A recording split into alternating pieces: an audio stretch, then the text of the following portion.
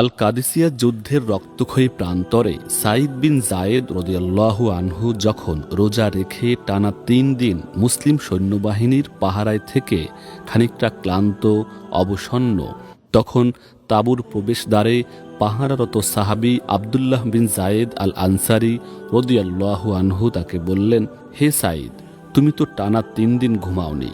আল্লাহর কসম করে তোমাকে অনুরোধ করছি, তুমি কিছুক্ষণ ঘুমিয়ে নাও, আমি ততক্ষণ গুহা পাহারা দিব। এ কথায় আশ্বস্ত হয়ে সাইদ রাদিয়াল্লাহু আনহু তাঁবুতে প্রবেশ করে ঘুমিয়ে পড়লেন, আর আবদুল্লাহ রাদিয়াল্লাহু আনহু যথারীতি তাঁবুতে পাহারা দিতে থাকলেন। কিছুক্ষণ পর তাঁবুর ভেতর থেকে কথার আওয়াজ শোনা যাচ্ছিল। আবদুল্লাহ রাদিয়াল্লাহু আনহু তাঁবুর ভেতরে প্রবেশ করে নিদ্রামগ্ন সাহাবী সাইদ রাদিয়াল্লাহু আনহুর মুখে কিছু আজব কথা শুনতে পেলেন। সাঈদ রাদিয়াল্লাহু আনহু বলছিলেন, হে আইনা, ডাগর নয়না, তোমাকে স্বাগতম। না না, আমি ফিরে যেতে চাই না, আল্লাহর কসম, আমি ফিরে যেতে চাই না। এ কথা শুনে আবদুল্লাহ রাদিয়াল্লাহু আনহু ভাবলেন হয়তো ঘুমের ঘোরে তিনি প্রলাপ বকছেন।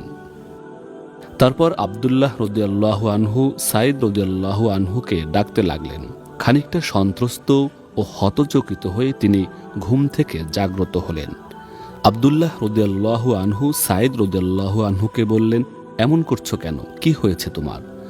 উত্তরে সাইদ রাদিয়াল্লাহু আনহু বললেন, আবদুল্লাহ, তোমাকে একটা গোপন কথা বলবো, তবে আল্লাহর কসম, আমার মৃত্যুর পূর্বে কাউকে কথাটা বলবে না।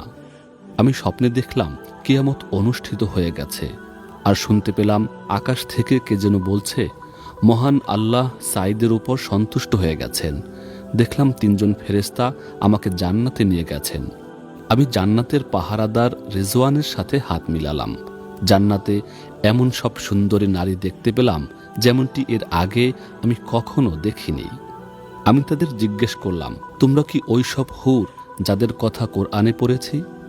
তারা আমাকে বলল, না, আমরা তো তাদের সেবিকা মাত্র। এভাবে আমি যতই পথ চলছি ততই এখানে সেখানে অসংখ্য অবর্ণনীয় সুন্দরী নারীদের দেখতে পেলাম। আমি তাদের একই প্রশ্ন করছিলাম আর তারা একই উত্তর দিচ্ছিল।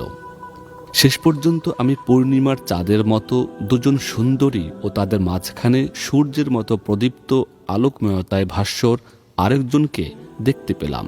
আমি তাকে সালাম করলাম, তারা সালামের উত্তর দিল। আমি তখন মাঝখানে বসা নারীকে তার পরিচয় জিজ্ঞেস করলাম। সে উত্তরে বলল, আমি আইনা, ডাগর নয়না, আমি তোমার বেহেশতি হুর।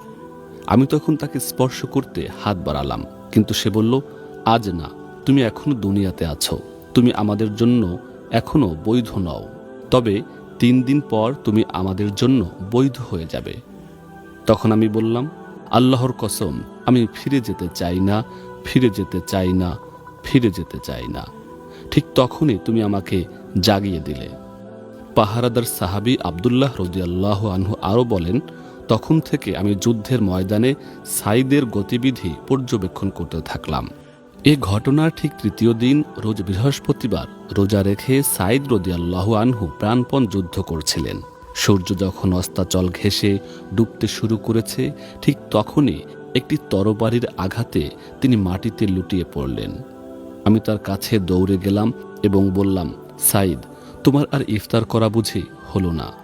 এভাবেই রোজা রেখে জিহাদের ময়দানে লড়াই করে তিনি চলে গেলেন জান্নাতে। সঙ্গী হলেন জান্নাতে তার জন্যে অপেক্ষমান আইনা, ডাগর নয়না, হুর গিলমানের।